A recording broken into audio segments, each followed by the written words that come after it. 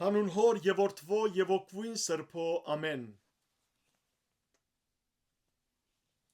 Քիրք ծննդոց 35-րդ գլուխ Աստված գործնե Հակոբը։ Աստված Հակոբի ըսավ. Գանքնե բարձրացիր դեպի Բեթել, հոն բնագե ու հոն զոհասեղամը շինե Աստուծո, որքեզի երևցավ, երբ կփախչե իր եղբորդ Եսավի առջևեն։ Հակոբ իր ընտանիքին եւ բոլոր իրեն հետ եղողներուն ըսավ. Ձեր մեջ եղող օդար աստվածներ հանեցեք, մաքրվեցեք ու ձեր հանդերձները փոխեցեք։ Գանքնինք թեպի Բեթել բարձրանանք եւ հոն զոհասեղամը պիտի շինեմ Աստուծո, որ իմ դակնաբիս օրը զիս լսեց ու կացած ջամփայիս մեջ ինձի հետ էր։ Անոնքալ իրենց ցերկ եղած բոլոր օդար աստվածները եւ իրենց ականջներ եղած օղերը Հակոբի դվին։ Հակոբ զանոնք թաղեց Սուքեմի մոտ եղող Փևեգնիին տակ, ապա մեկնեցան։ Իրենց շրջակա քաղաքներուն վրա Աստուծո երկյուղը ինգավ, ուստի Հակոբի որդիները չհետաբնթեցին։ Հակոբ Քանանի երկրի մեջ եղող Լուզ, այսինքն Բեթել հասավ, ինք ու իրեն հետ եղող ամբողջ ժողովուրդը։ Հոն զոհասեղամը գառուցանեց եւ այդ դերին անունը Էլ Բեթել գոչեց,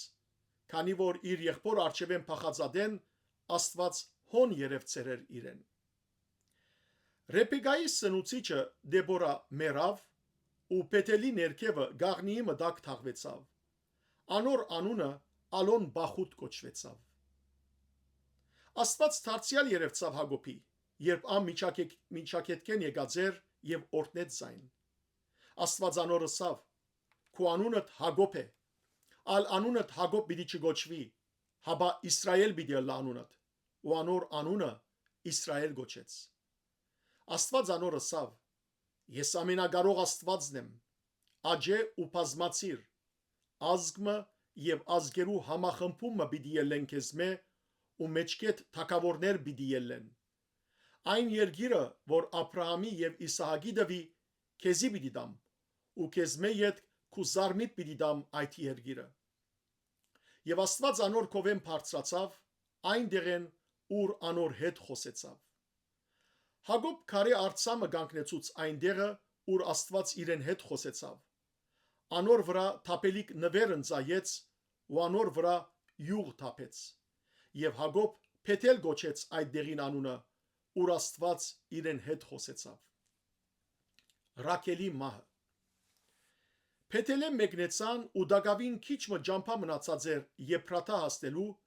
երբ Ռաքել ծնավ, բայց դաժանելի ծննդաբերություն ունեցավ։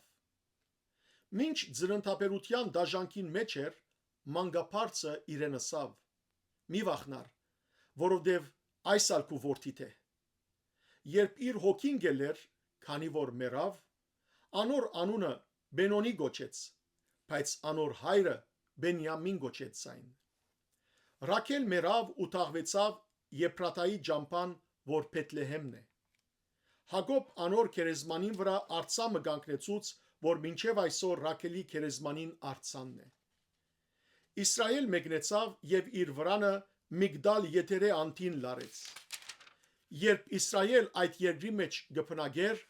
Ռուբեն քնած ու իր հոր Փաղա հարջին հետ բարգեցավ եւ Իսրայել լսեց ասիգա։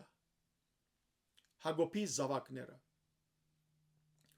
Հակոբի որդիները 12 էին։ Լիայի որդիները Հակոբի անտրանիկը Ռուբեն,